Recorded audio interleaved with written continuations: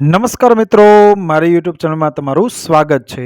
આજે આપણે વાત કરવાના છીએ જૂઠો દીકરો બનેલી એક ઘટના વિશે. અમ્મા, તમારા દીકરાએ મની ઓર્ડર મોકલ્યો છે.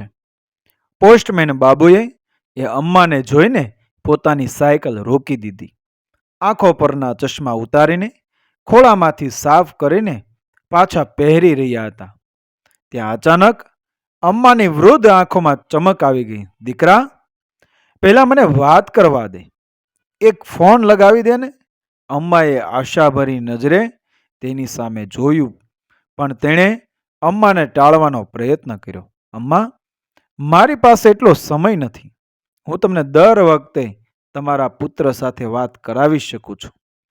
પોસ્ટમેને અમ્માને તેની ઉતાવળ કહેવાનો પ્રયાસ કર્યો, પરંતુ અમ્માએ તેમને ચિલ્લાવવા માંડ્યા. દીકરા, એકવાર વાત કરાવી દે ને. અમ્મા, સારું, આ વખતે વાત કરાવું છું, પણ તમે દર વખતે મારી સાથે વાત કરવાનો આગ્રહ ન રાખતા. આટલું કહીને ટપાલી અમ્માના હાથમાં પૈસા મૂકતા પહેલા તેના મોબાઈલ પર નંબર ડાયલ કરવા લાગ્યો. લો અમ્મા, વાત કરો, પણ બહુ બોલશો નહીં. પૈસા કપાય છે. તેણે પોતાનો મોબાઈલ અમ્માના હાથમાં આપ્યો. તેના કરચલીવાળા ચહેરા પર સ્મિત દેખાયું. અમ્માએ એના દીકરા સાથે વાત કરી અને મોબાઈલ ટપાલીને પાછો આપ્યો. લ્યો, આ 1000 રૂપિયા છે અમ્મા. આટલું કહીને એ ટપાલીએ 10 સોની નોટ અમ્માને આપી. તેના હાથમાં પૈસા ગણીને અમ્માએ તેને રહેવાનો ઈશારો કર્યો. હવે શું થયું અમ્મા? આ 100 રૂપિયા રાખ દીકરા. કેમ અમ્મા? તેણે આશ્ચર્ય વ્યક્ત કર્યું. દર મહિને પૈસા પહોંચાડવા ઉપરાંત તમે મારા પુત્રને મારી સાથે વાત કરવા માટે પણ કરાવો છો. કંઈક ખર્ચ થયો હશે નહીં? ઓ ના અમ્મા, રેવા દો. તે ધણી ના પાડતો રહ્યો, પણ અમ્માએ બળજબરીથી તેની મુઠ્ઠીમાં 100 રૂપિયા નાખ્યા અને તે ત્યાંથી પાછા જવા માટે વળ્યા. અમ્મા, ટપાલીને ઘણા આશીર્વાદ આપીને એ તેના ઘરની અંદર ગઈ. પેલો ટપાલી ત્યાંથી થોડા ડગલા આગળ વધ્યો હતો કે કોઈએ તેના ખભા પર હાથ મૂક્યો. તેણે ટપાલીએ પાછળ જોયું તો તે નગરમાં તેનો એક પરિચિત ચહેરો તેની સામે ઊભો. મોબાઈલ ફોનની દુકાન ચલાવતા રામ પ્રવેશને સામે જોઈને તેને આશ્ચર્ય થયું. ભાઈ, તમે અહીં ક્યાંથી? તમે હજી તમારી દુકાન પર નથી ગયા?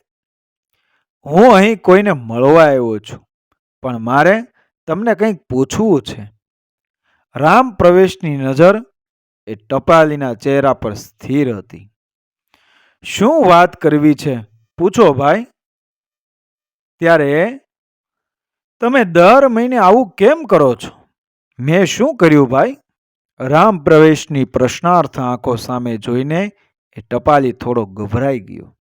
દર મહિને તમે પણ આ અમ્માને તમારા ખિસ્સામાંથી પૈસા આપો અને મને એમનો દીકરો બનાવીને વાત કરાવો છો.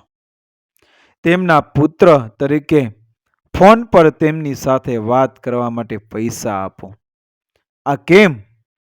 એ રામ પ્રવેશનો પ્રશ્ન સાંભળીને એ ટપાલી ઘડીભર સ્તબ્ધ થઈ ગયો. જાણે અચાનક જ તે કોઈ મોટું જૂઠ પકડાઈ ગયો હોય. પણ બીજી ક્ષણે તેને ખુલાસો કર્યો. હું તેમને પૈસા આપતો નથી. હું મારી માતાને આપું છું. હું ના સમજ્યો.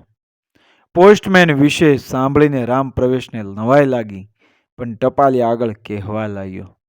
તેનો દીકરો પૈસા કમાવા માટે તે બહાર ક્યાંક ગયો હતો અને દર મહિને તે તેની અમ્માને 1000 રૂપિયાનો મની ઓર્ડર મોકલતો હતો. પરંતુ એક દિવસ મની ઓર્ડરને બદલે તેના પુત્રના મિત્રનો એક પત્ર એ અમ્માના નામે આવ્યો. એ પોસ્ટમેનની વાત સાંભળીને એ રામ પ્રવેશ કુતૂહલ પામ્યો. કેવો પત્ર? શું લખ્યું હતું એ પત્રમાં? તેના પુત્રએ ચેપને કારણે જીવ ગુમાવ્યો. તે હવે નથી રહ્યો. તો પછી શું થયું ભાઈ? એ રામ પ્રવેશની ઉત્સુકતા બમણી થઈ. પણ ટપાલીએ તેની વાત પૂરી કરી.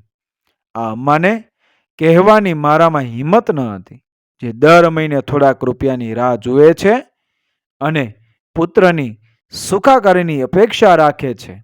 મને દર મહિને મારા વતી તેનો એ મની ઓર્ડર મળે છે, પણ તે તારી માતા નથી ને? હું પણ મારી અમ્માને દર મહિને 1000 રૂપિયા મોકલતો હતો, પણ હવે મારી અમ્મા પણ ક્યાં છે? આટલું કહીને ટપાલીની આંખોમાં આંસુ આવી ગયા. ત્યારે રામ પ્રવેશ, જે દર મહિને તેમની પાસેથી પૈસા લેતો હતો અને અમ્મા સાથે તેમના પુત્ર તરીકે વાત કરતો હતો, તે પોસ્ટમેનનો એક અજાણી વ્યક્તિ અમ્મા પ્રત્યેનો આધ્યાત્મિક પ્રેમ જોઈને અવાચક થઈ ગયો હતો. મિત્રો, વિડીયો પસંદ આવે મારી ચેનલ સબસ્ક્રાઈબ કરો, ફોલો કરો, શેર કરો. મળીએ આવી જ ઘટનાને પ્રેરણાદાયક વાર્તાઓ સાથે આગળના વિડીયોમાં. બન્યા રહો મારી ચેનલ સાથે. જય શ્રી કૃષ્ણ. રાધે રાધે.